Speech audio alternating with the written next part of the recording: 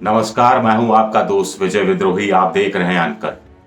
तो होली तो गुजर चुकी है, होली तो होली, लेकिन होली के रंगों का उतरना शायद बाकी है।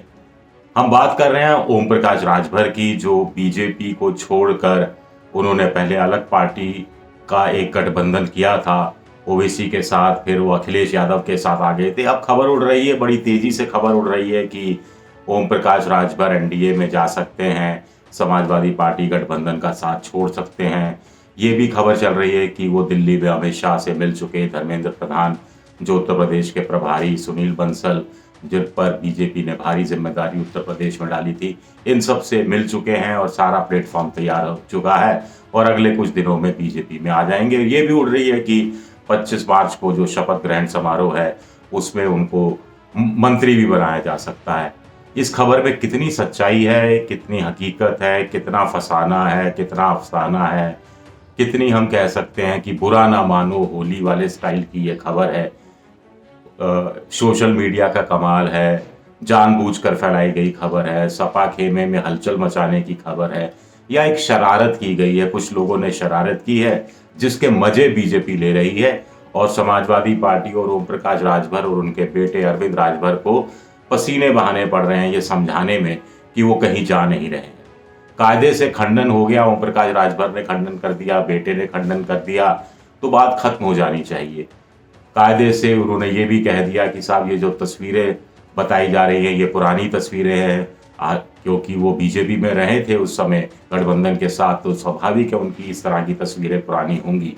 तो कह रहे हैं कि पुरानी तस्वीरें हैं जिनका नए तरीके से इस्तेमाल किया जा रहा है। वो ये भी कह रहे हैं कि 18 मार्च बताया जा रहा है तारीख, जब वो दिल्ली गए थे और मिले थे नेताओं से, तो वो दिल्ली नहीं गए थे। और 18 मार्च फिर मैं आपसे कह दूं होली मनाई जा रही थी। उत्तर प्रदेश में तो बड़ी धूमधाम से होली मनती है, मथुरा साइड में लठमार होली मनती है। तो क्या ये सियासी लठ मारने की कोशिश बीजेपी कर रही है समाजवादी पार्टी को? अगर ओम प्रकाश राजभर जाते हैं बीजेपी में तो ये बड़ा झटका समाजवादी पार्टी अखिलेश यादव को है। लेकिन क्या वो जाएंगे? क्या उन्हें जाना चाहिए? क्या बीजेपी उन्हें लेगी? क्या बीजेपी को उन्हें लेना चाहिए? ये भी बड़े सवाल उठते हैं। 275 के आसपास गठबंधन को मिलाकर सीटें हैं, बहुत बहुमत है, कोई ज़रूरत नहीं है बाहर से किसी को लेने की। इसी में मंत्रिमंडल भी बनाना है। कुल मिलाकर 60-62 से ज़्यादा मंत्री हो नहीं सकते। सारे वर्गों को, सारी पार्टियों को, गठबंधन के साथियों को, सारे रीजन को, सारी जातियों, उपजातियों को, सबको खुश करना है। तो ऐसे में ओम प्रकाश राजभर जिन्होंने 6 सीटें जीती हैं, खुद भी वो जीते हैं गाजीपुर से, जहूराबाद सीट से, पूरा गाजीपुर साफ हो गया बीजेपी के लिहाज से देखा जाए। वो अकेले राजभर ने भी एक सीट निकाली वहां पर। आजमगढ़ में पूरा साफ हो गया बीजेपी की दृष्टि से देखा जाए।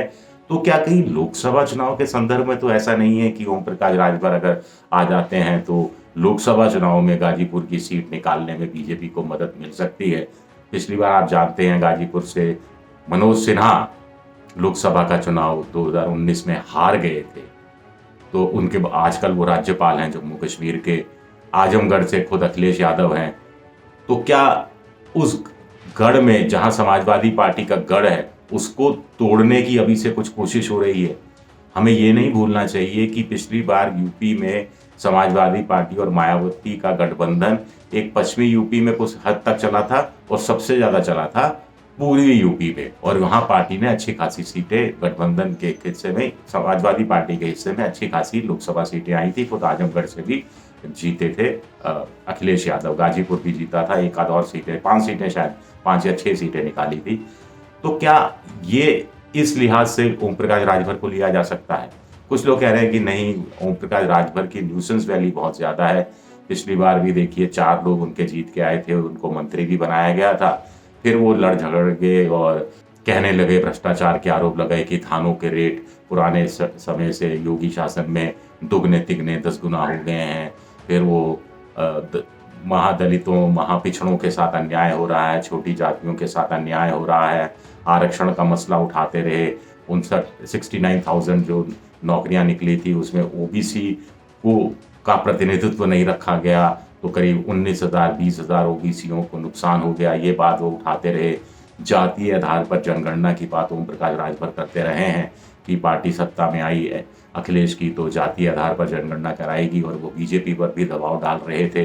बीजेपी ने आज तक इस पर ये नहीं कहा है, ना ही घोषणा पत्र में कहा कि वो जातीय जनगणना के लिए तैयार है।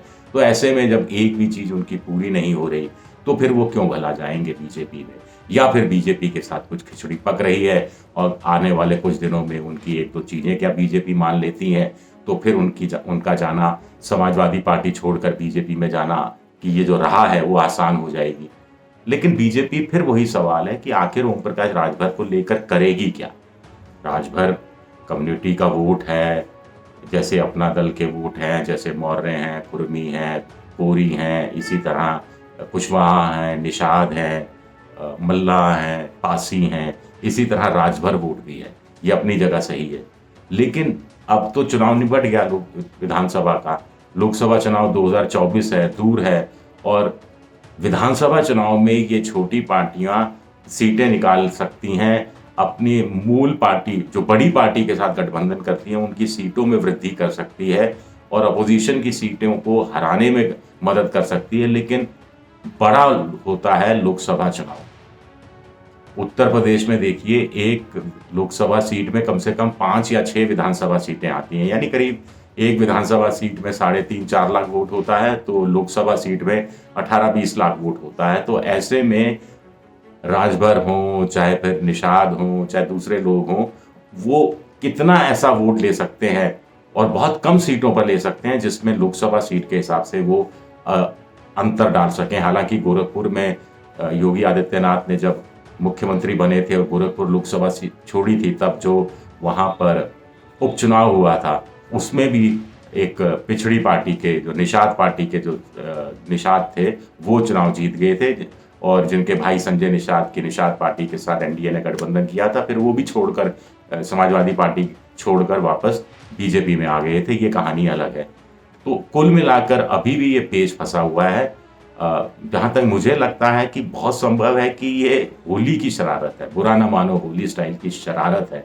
लेकिन कहानी ये है कि राजनीति में अफवाहों और अफवाहों के खंडन से ही बात शुरू होती है और बाद में अफवाहें सच साबित हो जाती हैं और खंडन का फिर मंडन हो जाता है। तो कहानी क्या उसी तरफ जाती हुई ओम प्रकाश राजभर की दिख रही है, ये भी एक बड़ा सवाल है। कुल मिलाकर क्या इन अफवाहों को, क्या ओम प्रकाश राजभर के एनडीए में जाने की अफवाहों को हवा दी जा सकती है? क्या हवा दी जानी चाहिए? क्या उस हवा के पीछे कोई तर्क है? ये भी एक बड़े सवाल है। शुक्रिया आप सबका, बहुत बहुत शुक्रिया।